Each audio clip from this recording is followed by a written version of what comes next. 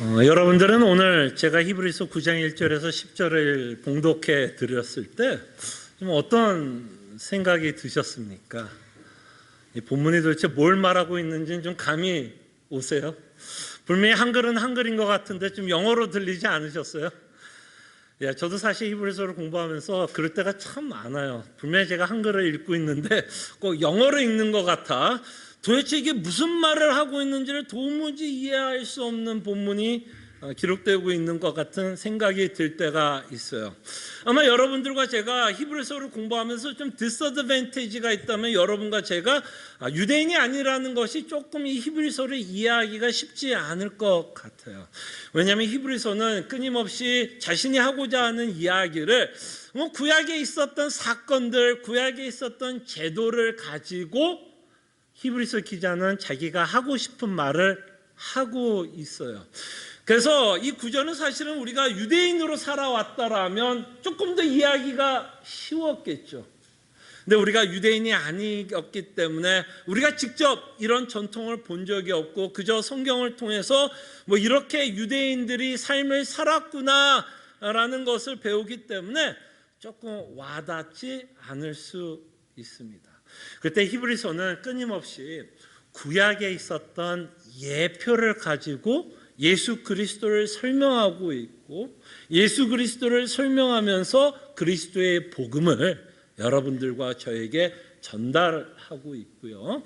우리가 그리스도의 복음 때문에 받는 어마어마한 특혜와 은혜를 설명하고 있습니다. 그래서 히브리서에 보면 구약에 나왔던 수많은 인물들을 저희들이 살펴봤어요. 어떤 인물까지도 저희들이 살펴봤는지 알아요? 천사들까지도 살펴봤어요. 천사와 누구랑 비교해요? 예수님하고 비교하고 있고요. 또 어떤 인물을 봤냐면 우리는 모세라는 인물도 봤고요. 여호수아라는 인물을 보면서 예수 그리스도와 비교하면서 그리스도의 복음을 살펴봤어요. 또한 아주 신비로운 인물인 멜기세덱이라는 사람을 살펴보면서 또한 멜기세덱이 갖고 있었던 특이한 직분 중에서 그가 대제사장이었다는 것을 보면서 예수 그리스도께서 대제사장이었다라는 것을 통해서 다시 한번 우리에게 복음을 전합니다. 자, 그럴 때 오늘 여러분들과 함께 히브리서는 다시 한번 구약에 있었던 어떤 사건 또는 제도를 가지고 예수 그리스도의 복음을 우리에게 전하려고 합니다. 그때 어떤 것을 가지고 우리에게 복음을 전하려고 하느냐면 성소라는 것을 가지고 우리에게 복음을 전하려고 합니다. 성소. 아마 여러분들이 좀 익숙할 수 있는 단어일 것 같아요. 성소. 영어로는 타버네클이라고도 부르기도 하고요. 이 성소의 특징이 뭐냐면 하나님께서 모세에게 첫 언약을 맺었을 때에 하나님이 모세에게 이 성소를 만들 것을 말씀합니다. 그래서 이 성소가 갖고 있는 의미가 있다면 뭐냐면 이 성소가 갖고 있는 상징성은 내가 너와 함께하고 있다라는 것을 상징하기 위해서 하나님은 이 성소를 허락하면서 내가 너와 함께한다라고 말씀을 합니다. 그 다음에 이 성소가 갖고 있는 또 다른 특징이 있다면 이 성소에서 어떤 일이 벌어지냐면 사실 제사장들의 제사가 이루어지는 것도 성소이기도 해요. 무슨 말인가 하죠.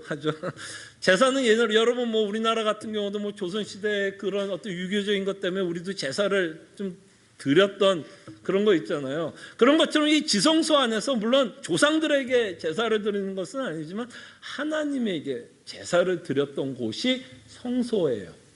그렇기 때문에 이 유대인들에게는 우리 같은 경우는 조금 와닿지 않을 수는 있어요.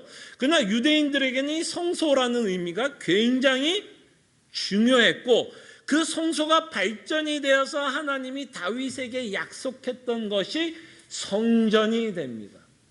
똑같은 기능을 성전이 갖고 있어요. 성소와 똑같은 기능을 갖고 있어요. 다른 게 있다면 성소는 뭐야? 텐트였으니까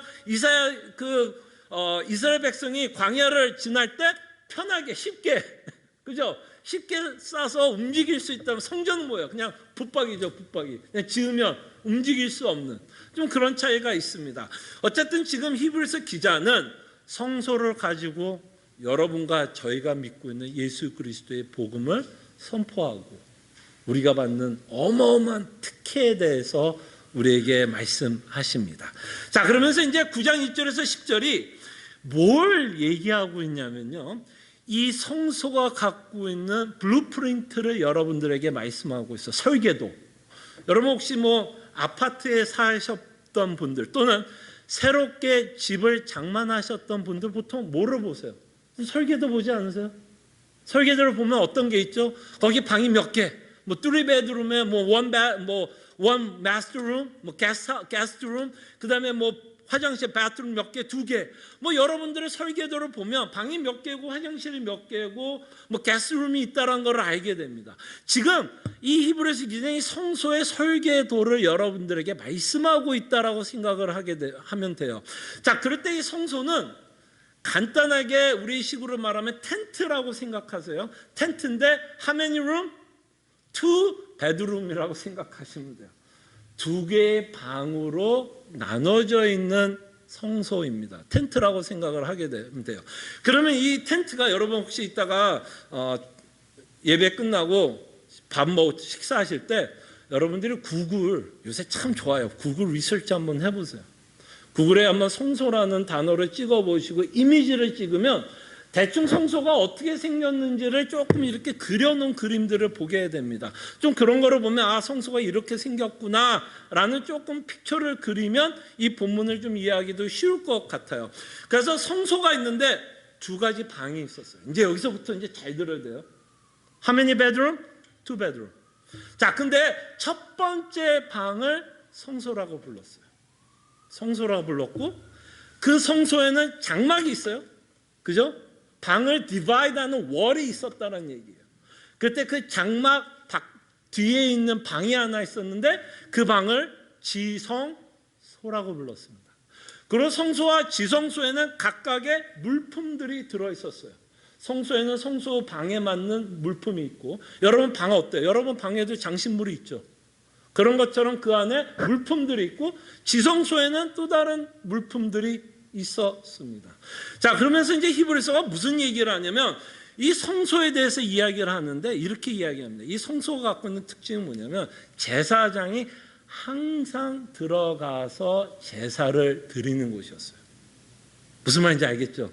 제사를 항상 드릴 수 있는 곳이에요. 그러니까 뭐야?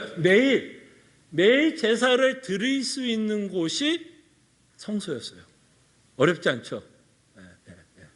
매일같이 들어갈 수 있는 곳이었어요. 그러면서 이야기하는 또 다른 방이 지성소입니다. 자, 그럴 때 이 히브리서가 조금 더 초점을 갖고 이야기하고 싶은 방은 지성소라는 곳이에요. 그래서 이 성소는 항상 제사장이 들어가서 백성의 죄를 사하기 위한 제사를 드렸는데 이 지성소는 성소와 굉장히 다른 방이었다라고 이야기합니다. 어떤 면에서 달랐냐면요, 이 지성소는 아무나 들어갈 수 있는 방이 아니었어요. 아무 제사장이 들어갈 수 있는 방이 아니었어요. 오로지 이 방에 들어가서 제사를 드릴 수 있는 자들은 굉장히 특별했던 사람들만이 들어갔어요.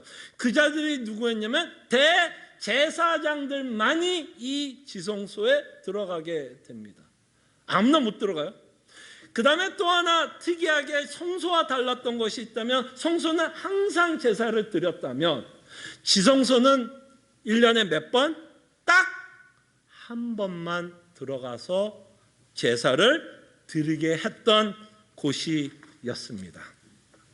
자, 그래서 이 성소와 지성소에는 뭔가 차이가 있었고 대조가 되는 것이 있었다라고 말씀을 하면서 이 지성소에 관해서 히브리서 기자가 이제 8절에서 이런 말씀합니다. 이 8절이 굉장히 중요한 구절이에요. 8절을 제가 한번 다시 읽는데요, 여러분들이 기억할 것은 이 히브리서를 쓰고 있는 기자는 성령의 영감으로 지금 이 편지를 쓰고 있습니다. 그러면서 성령의 영감으로서 이 지성소가 갖고 있었던 특징에 대해서 이렇게 설명을 하는 거예요. 자, 뭐라고 이 히브리서 기자가 지성소가 갖고 있는 특징, 아까 제가 특징 말씀드렸죠? 그 특징에 대해서 히브리서 기자는 이렇게 말합니다. 성령이 이로써 보이신 것은, 지성소에 관한 내용이에요, 첫 장막이 서 있을 동안에는 성소에 들어가는 길이 아직 나타나지 아니한 것이라. 지금 히브리서 기자가 뭘 얘기하고 싶으냐면 아까 말했던 지성소하고 성소하고 비교를 하면 지성소는 많은 제약을 갖고 있었다라는 거예요. 하나님께 나가는데 많은 제약이 있었다라고 이야기를 합니다. 아무나 나갈 수도 없었고, 그리고 1년에 딱 한 번만 나갈 수 있게 하셔서 하나님께 나가는 데에 어떤 제약이 있었다라는 것을 지성소로 통해서 우리는 보게 되고, 그 제약에 대해서, 한계에 대해서 히브리서 기자가 이렇게 말하는 거예요. 그 성소에 들어가는 길이 아직 나타나지는 않았다. 그러니까 뭐라고 말을 하고 싶으냐, 그 제약을 통해서 하나님께 나가는 길이 아직은 막혀 있었다라고 말을 하고 싶은 거예요.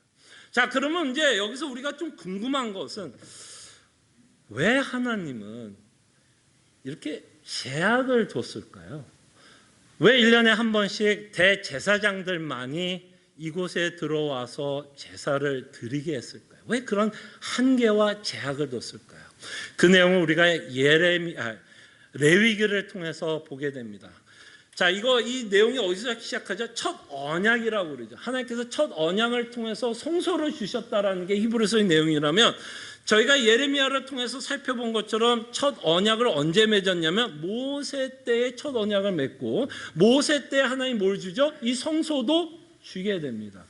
그 성소를 주고 있는 내용이 어디에 나왔냐면 레위기를 통해서 저희들을 보게 되는데, 왜 하나님은 이렇게 자기에게 오려고 하는 백성들에게 한계를 두고 제약을 두고 있는지를 레위기 16장 2절을 통해서 하나님이 이렇게 말씀하십니다. 자, 성경을 보세요. 이제 이거를 캐치하셨으면 합니다. 자, 여호와께서 모세에게 이르시되, 지금 첫 언약을 맺고 있는 과정들이에요. 끊임없이 여호와께서 모세에게 이르시되, 내 형 아론에게, 이제 대제사장이 되고 있는 아론이죠. 내 형 아론에게 이르라. 성소의 휘장 앞 법궤 위 속죄소. 여러분 혹시 아까 기억나세요? 히브리서가 말했던 지성소에는 뭐가 있었냐면 언약 법궤가 있었고 속죄소가 있었어요. 그것이 지성소예요. 그러면 지금 16장 2절에서 지금 하나님이 모세에게 이루고 있는 이 방은 어떤 방이냐면 지성소라는 곳이에요. 지금 지성소라는 단어는 안 나오지만 이것이 지성소이십니다. 자, 어떤 일이 벌어지는지 보세요. 내 형 아론에게 이르라. 성소의 휘장 안에 법궤 위에 속죄소 앞에 뭐라 그래요? 아무 때나 들어오지 말라. 언제만 들어와요? 1년. 그죠? 아무 때나 들어오지 말라. 그러면서 뭐 한다 그래요? 그리하여 죽지 않도록 하라. 죽지 않도록 하라. 뭔가 이들이 하나님께 나가려면 어떤 일이 있을 것을 하나님이 걱정하는 거야. 이들이 죽을까 하노라죠. 그러니까 사실은 하나님은 이렇게 지성소라는 곳을 줘서 1년에 한 번씩만 나오게 하는 것을 통해서 사실은 우리는 이런 생각을 하게 됩니다. 하나님이 사실 이스라엘 백성을 보호하고 있는 거죠. 보호하고 있는 거죠. 왜? 함부로 나왔다면 뭐 할 수 있으니까? 죽을 수 있기 때문에 굉장히 리미티드하게만 너희들이 내 앞에 나오게끔 하고 있는 것을 저희들이 보게 됩니다. 죽을 수 있기 때문에 함부로 이들이 나오지 못하게 하는 거예요. 자, 제가 지금 이제 또 죽음을 이야기하고 있다면 아마 여러분들은 이미 제가 무슨 이야기를 하려고 하는지, 눈치가 빠르신 분들은 이미 여기서 이제 설교가 나올 거라고 생각을 합니다. 왜 하나님은 이스라엘 백성이 아무 때나 못 나오고 하나님께 나오면 죽을 것을 걱정하셨나요? 왜 하나님은 이 대제사장이 함부로 나오면 죽을 것을 말씀하냐면 그들의 죄 때문에.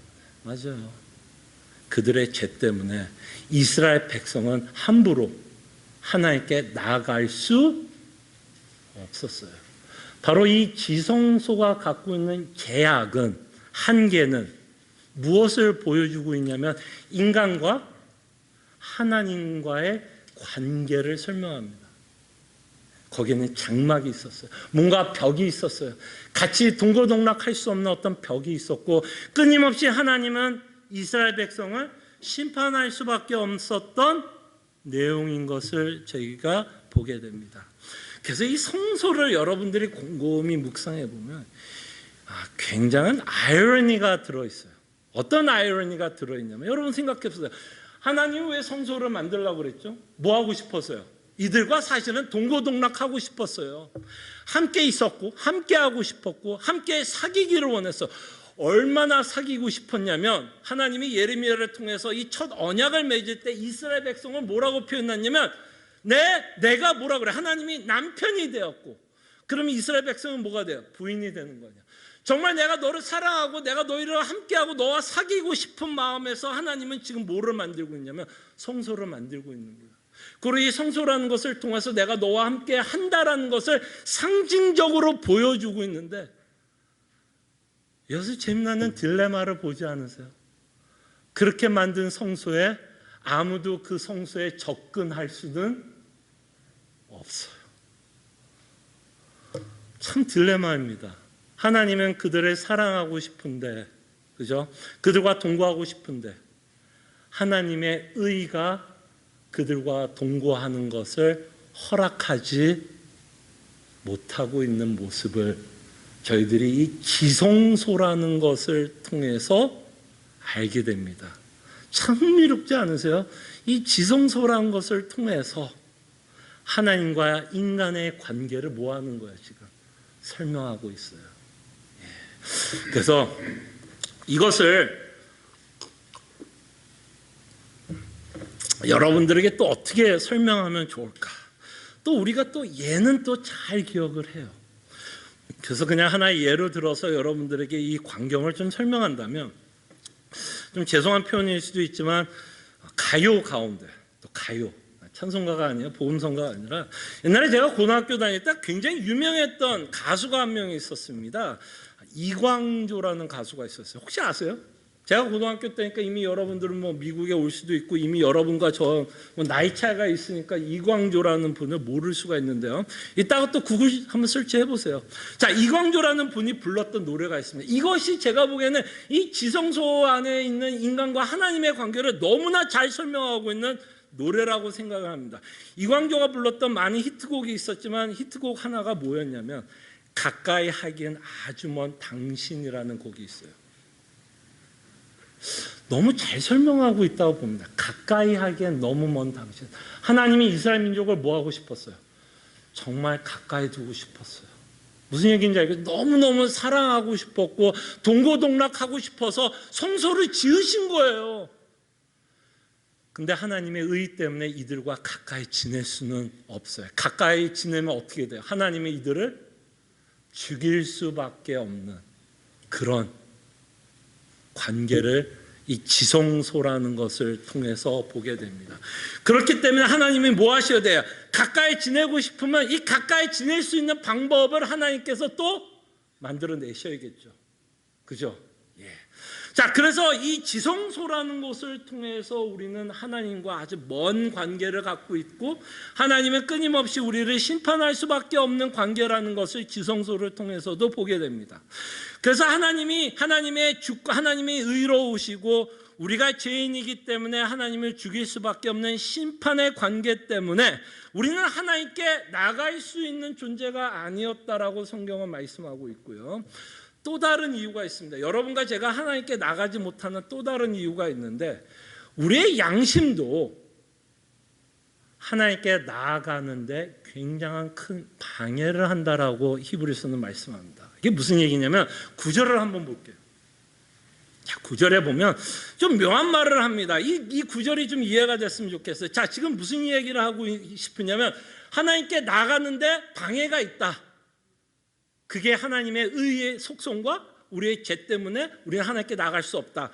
근데 우리의 양심 때문에도 하나님께 못 나간다는 얘기예요. 자, 9절에 무슨 얘기를 하냐면 이 장막은 현재까지의 비유니 이에 따라 드리는 예물과 제사는 그러니까 구약에 드렸던 제사, 이 제사, 그죠? 구약에 드렸던 대제사장이든 제사장이 드렸던 제사는 양심에 관해서 어떤 거를 하냐면 예물과 제사는 섬기는 자를 그 양심상 온전하게 할 수 없었다라고 이야기합니다. 참 어려운 말이에요. 그래서 무슨 말이냐? 자, 이 말을 제가 좀 예화를 들어서 좀 설명을 해드리겠습니다. 이거는 이제 이광조 얘기 아니에요. 이제 성경 얘기로 예화를 드릴게요. 자, 여러분, 그 양심이라는 건, 우리의 양심은 하나님 앞에 쓰면 어떨 것 같아요? 하나님 앞에 쓰면 우리의 양심은 우리를 고소하게 됩니다. 하나님의 영광 앞에 쓰면 우리의 양심은 우리가 죄인이라는 것을 인정하게 돼요. 그 사건을 설명하고 있는 구절이 여러분들이 굉장히 잘 아는 이사야에서 보게 됩니다. 특별히 이사야서 6장에 보면 하나님께서 참 많은 사람들에게 또 뭐 환상이라는 것을 보여주고 있지만 이사야에게 하나님이 환상을 보여줘요. 이사야서 6장에 보면 하나님이 이사야에게 눈을 들어 하늘을 보게 하고 하늘이 열리면서 환상을 보게 하는데 거기에 뭐가 있냐면 보좌가 있다라고 표현합니다. 보좌. 그래서 이 보좌라는 단어를 통해서 하나님이 이사야에게 뭐를 보여주고 있는 장면인가 하면 하나님의 나라를 지금 이사야에게 보여주고 있다라고 생각을 하시면 돼요. 그러면서 하나님의 나라를 보여주고 있는데 여기 참 특이한 특이한 뭐라고 표현해야 되냐? 동물은 아니죠. 특이한 분이 나와요. 특이한 분도 아니에요. 그냥 천사예요, 천사. 스랍이 등장을 합니다. 스랍, 천사들이에요. 근데 이 천사가 이게 왜 제가 왜 천사를 강조하냐면 여러분 그 지성소에도 여러분 이제 요거 구글 설치 한번 해보세요. 이따가 이제 이미지를 보세요. 그 지성소에는 뭐가 있었냐면 속죄소가 있었고요. 영광의 그룹으로 속죄소를 덮었다라고 이야기를 해요. 속죄소를 덮었다고 이야기해요. 근데 그 그룹이 뭐냐면 천사들이에요. 천사들. 그래서 여러분들이 혹시 구글 설치를 하면 성소도 한번 보시고 속죄소라는 이미지를 보면 그려놓은 게 어떤 식으로 그렸냐면 그 밑에 언약궤가 있고 그 위에 속죄소, 제사를 드리는 속죄소가 있고 그 뒤를 덮고 있는 그룹이 있어요. 그래서 어떤 식으로 표현하냐면 천사가 뭐가 있어요? 날개가 있죠. 날개를 이렇게 두 개씩으로 이렇게 덮고 있는 모습을 보여줍니다. 그래서 마치 지성소가 마치 지금 이사야에서 나오고 있는 어떤 장면을 연상하는 것 같아요. 뭔가 하나님의 임재, 하나님의 보좌, 하나님이 함께하고 있는 그 임재를 지성소를 통해서 상징하고 있다라고 우리가 생각해 볼 수 있을 것 같아요. 자, 그럴 때 하나님이 이사야를 통해서 이 스랍이 보게 하고 스랍들이 뭐라고 고백을 하냐 여러분 굉장히 잘 알죠. 날아다니면서 하나님을 뭐하냐면 찬송을 합니다. 찬양합니다. 거룩하다 거룩하다 만군의 여호와 영광의 하나님이라고 찬송을 부르면서 날아다니고 있어요. 그 광경을 이사야가 보게 됩니다. 그럴 때 이사야의 양심은 뭐라고 고백하게 될까요, 여러분? 여러분 우리가 생각하기에 뭐 하나님을 보면 그의 영광을 보면서 그의 아름다움을 찬송할 거라고 생각하죠. 그건 오해입니다, 여러분. 여러분 오해예요, 여러분. 죄인인 우리가 하나님의 영광을 보면 양심은 이렇게 우리로 고백하게 합니다. 6장 5절이에요. 보세요. 그때 내가 말하되 화로다 불행하다 나여 망하게 되었도다. 그러니까 이게 참 재밌는 구절이 뭐냐면 하나님이 심판하는데도 스스로 뭐 한다는 거예요? 본인이 안다라는 거예요. 본인이 뭘 안다는 거예요? 하나님의 영광 앞에 서면 자신이 심판받아야 할 존재라는 걸 이미 자신도 안다라는 거예요. 그러니까 먼 훗날 하나님 예수님이 재림하고 믿지 않는 자들이 심판하면 스스로 뭐 할까요? 그들이 다 하나님 앞에 서면 다 자신이 죄인이란 걸 인정하고 그들이 다 하나님 앞에 심판을 받을 것을 스스로 다 고백하게 될 거예요. 하나님이 굳이 너 죄인이야 이렇게 하는데 스스로 그의 아름다움과 그의 거룩함과 그의 의의를 보면 스스로 다 알게 될 겁니다. 그러면서 이사야가 말합니다. 화로다 나여 망하게 되었도다. 나는 입술이 부정한 사람이요 나는 입술이 부정한 백성 중에 거주하면서 만군의 여호와이신 왕을 배웠습니다. 분명히 하나님이 왕이라는 것을 고백하지만 그 왕은 어떤 왕이에요? No mercy. 그죠? No 국률, no mercy. 심판자로서 이사야 앞에 서게 되고 그의 양심은 끊임없이 자신이 죄인인 것을 알게 됩니다. 그럴 때 히브리서 기자가 말씀하고 싶은 내용이 뭐냐면 이 대제사장들에 의해서 양심이 온전하지 못하게 되었다는 거예요. 끊임없이 죄가 뭐 한다는 거예요? 우리를 고소한다는 얘기예요. 고소. 우리가 죄 있는 걸 끊임없이 알고 우리가 죄 있는 걸 끊임없이 알기 때문에 죄인은 하나님께 나간다 못 나간다 스스로 못 나간다라고 성경은 우리에게 말씀을 하는 거예요. 자, 근데 이 놀라운 이 지성소와 우리의 양심으로 말미암아 우리가 하나님께 나갈 수 없었는데 하나님이 우리가 하나님께 나갈 수 있고 하나님이 우리를 심판하지 않을 수 있게끔 우리에게 보내주시는 분이 바로 대제사장이신 예수 그리스도예요. 여러분, 그 참 재밌어요. 이게 성경을 보면 참 재밌는 게 어떤 내용이 재밌냐면 예수님이 십자가에 죽으셨을 때 많은 일들이 벌어졌어요. 예수님이 죽을 때 많은 일들이 벌어졌는데요. 한 가지 굉장히 특이한 일이 벌어지는데 예수님이 죽으면서 거기 휘장이 있었던 거 혹시 아세요? 휘장. 장막 휘장. 근데 그 휘장이 어떻게 됐냐면 그냥 가만히 있지 않고 예수님이 죽을 때 휘장이 찢어졌다. 여러분들이 이 지성소와 휘장을 좀 연결을 시켜서 생각한다면 그 휘장이 찢어졌다는 것을 통해서 우리에게 말씀하시고자 하는 그 상징적인 의미가 있다면 뭘까요? 그 지성소를 가로막았던 그 벽이 무너졌다는 얘기죠. 그 예수 그리스도께서 십자가에 죽으심으로써 이제는 우리가 하나님께 나아갈 수 있는 자가 되었다라는 것이 바로 예수 그리스도의 십자가가 우리에게 주는 놀라운 은혜입니다. 그래서 히브리서 기자는 히브리서 4장 16절에 이렇게 말씀합니다. 여러분들과 저도 굉장히 좋아하는 구절인데요. 4장 16절을 보세요. 뭐라고 말씀하냐면 그러므로 우리는 긍휼하심을 받고 때를 따라 돕는 은혜를 얻기 위해 은혜의 보좌 앞에 뭐라고요? 담대히 나오래요. 담대히 나오래요. 여러분들이 이사였다면 그렇게 한번 환상을 보여주고 나서 다시 한번 그 환상을 보여준다 그러면 여러분들이 이사였으면 보여달라고 그럴까요? 하나님 나 안 보고 싶다라고 얘기할까요? 여러분들이 이사였다면 두 번째 뭐라고? 제발 보여주지 마세요라고 얘기했을 거예요. 하나님께 나아가고 싶은 마음이 안 들었을 거예요. 그러나 예수 그리스도를 말미암아 이제는 뭐예요? 하나님이 우리를 심판할 이유가 없어졌다는 얘기예요. 대제사장들이 한계를 갖고 하나님께 나갔던 이유가 있다면 죄 때문에 나가지 못했다면 그리스도로 말미암아 죄의 문제를 해결하셔서 우리로 하여금 하나님 보좌 앞에 담대히 나갈 것을 히브리서 기자는 말씀합니다. 자, 근데 여기서 양심의 문제가 걸려요. 여러분들 제가 지난주에도 말씀드린 것처럼 여러분들이 어떻게 예수 그리스도를 믿었더니 여러분 죄성이 없어요? 여러분 어때요? 죄성이 있어요 없어요? 죄 지어요 안 지어요? 여러분들이 죄를 지으면 여러분 양심은 뭐라 그럴 것 같아요? 여러분들의 양심은 뭐 할 것 같아요? 고소합니다. 끊임없이 고소해요.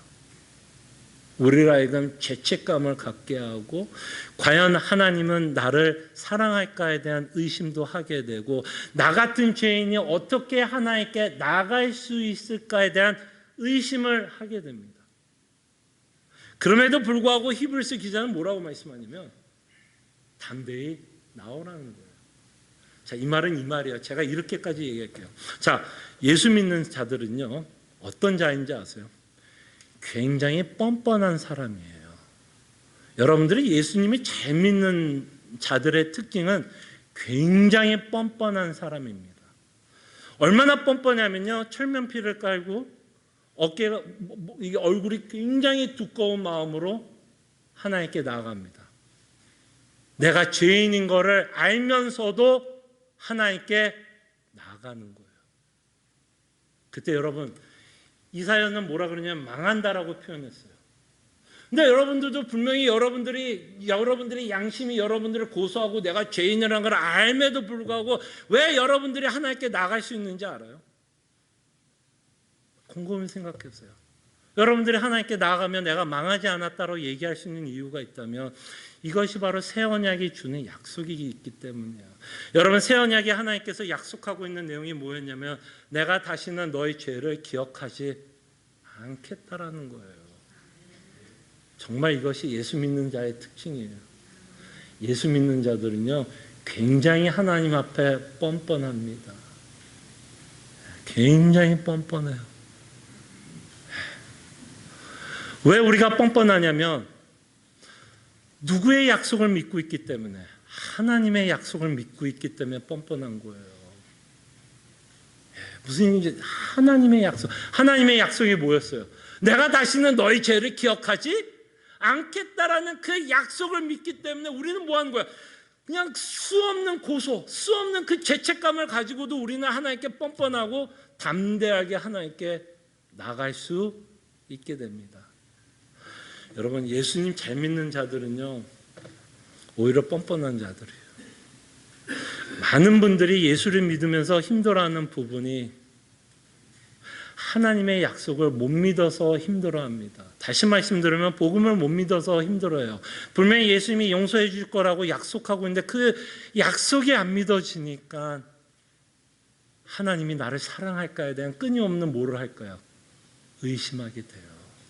나 지금 죄 짓고 있는데, 나 이런 죄 지었고 저런 죄 지었는데 진짜 이런 하나님이 내 죄를 용서할까라는 끊임없는 뭐가 생겨요?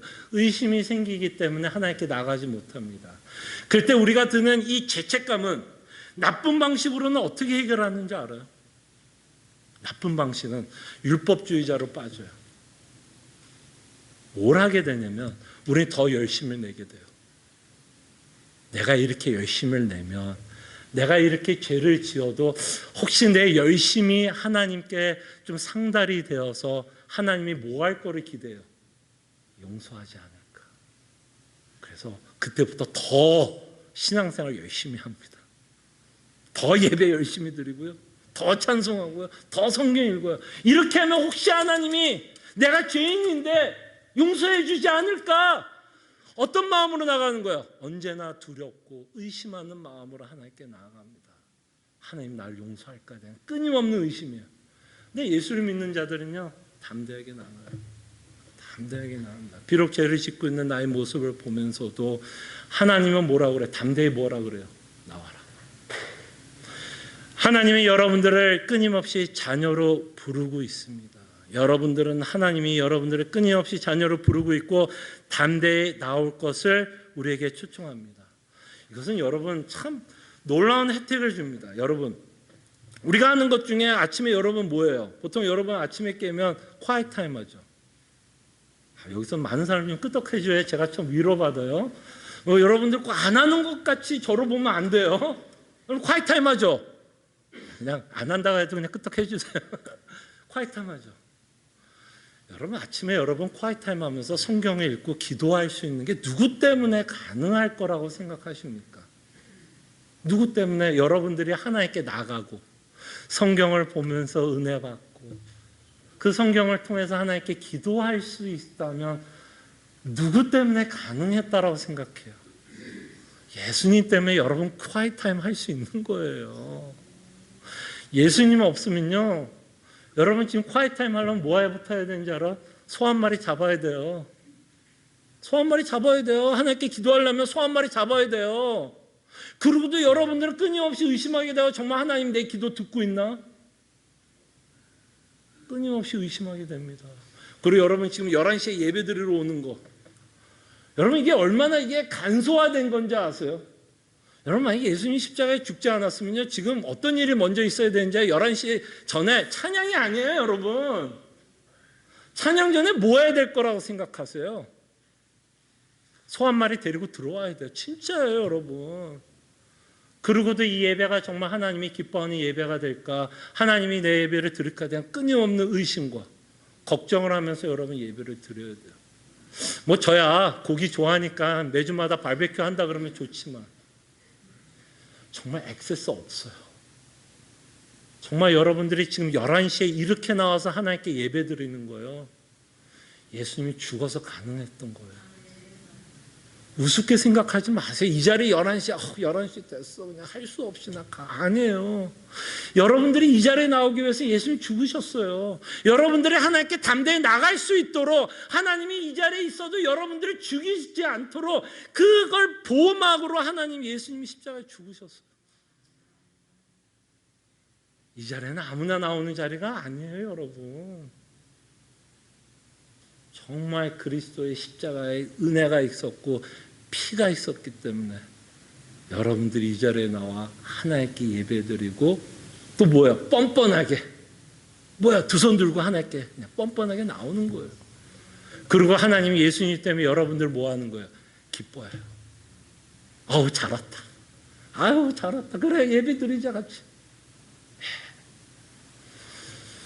정말 예수 그리스도 때문에 우리가 함께 예배를 드리고 있는 놀라운 은혜와 특권을 누리고 있다라는 것.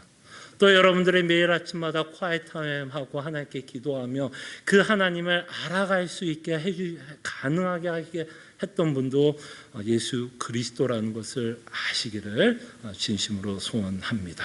기도하죠. 다시 한번